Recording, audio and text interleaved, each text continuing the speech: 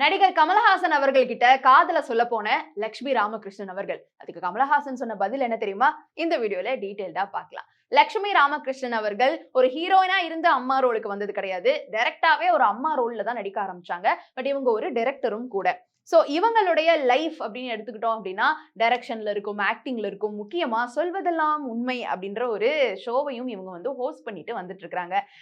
மோர் தென் director, மோர் தென் actor, அந்த ஷோல வந்துட்டு அவங்களுக்கு இன்னும் நிறைய ஒரு ஃபேம் கிடைச்சிச்சு அப்படின்னே சொல்லலாம். பல குடும்பங்களுடைய பிரச்சனைகளை தீர்த்து வச்ச அவங்களுடைய இந்த ஒரு பிரச்சனைக்கு யாருப்பா பதில் கொடுப்பா அப்படின்ற மாதிரியான ஒரு பிரச்சனை பத்தி தான் சமீபத்துல குக் வித் கோமாளில அவங்க ஷேர் பண்ணியிருக்கிறாங்க. பல பல பல பல ஆண்டுகளுக்கு முன்னாடி அப்படியே நம்ம போனோம் அப்படின்னா ஜெமினி கணேசன் அவர்களை காதல் மன்னன் அப்படின்னு சொல்லுவோம். அவருக்கு அப்புறமா காதல் மன்னன்னா கமலஹாசனையே நம்ம வந்து சொல்லலாம். கமலஹாசன் அவர்களை பொறுத்த மட்டும் அவர் வந்து திருமணங்கள் 2 பண்ணியிருக்கிறாரு. ஆனா காதல்கள் நிறைய பண்ணியிருக்கிறாரு.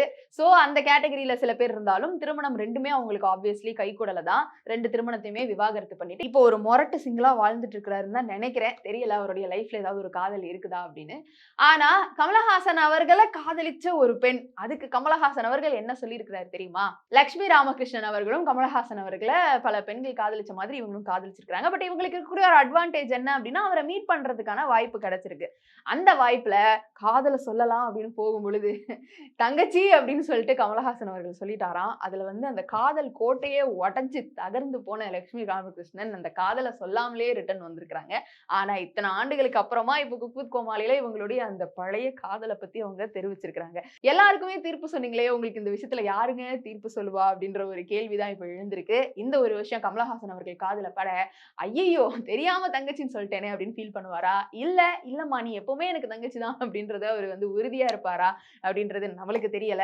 பட் ஒரு காதல் மன்னனா வலம் வந்துகிட்டு இருந்தவருடைய வாயில இருந்து தங்கச்சி அப்படின்ற வார்த்தையை கேட்டு காதல சொல்ல போன அந்த இடத்துல அவங்க மனசு எவ்வளோ உடைஞ்சிருக்கும் அப்படின்றத எல்லா காதலர்களாலையும் ஃபீல் பண்ண முடியுது. நிறைய நேரங்கள்ல நம்ம வந்து ஒரு ஒரு ஆண் ஒரு பெண் கிட்ட காதல சொல்ல போகும்பொழுது அந்த பெண் வந்து அண்ணா அப்படின்னு சொல்லி நிராகரிச்சதான் கேள்விப்பட்டிருப்போம். ஆனா முதல் தடவையா ஒரு பையன் வந்து தங்கச்சின்னு சொல்லி காதல கேட்காமலே நிராகரிச்ச இந்த ஒரு சம்பவம் ரொம்ப சுவாரஸ்யமாக பகிரப்பட்டு வந்துட்டு இருக்கு. இத பத்தின உங்களுடைய கருத்து இருந்தா கீழே வந்து கமெண்ட் பாக்ஸ்ல ரியா என் கூட ஷேர் பண்ணலாம்.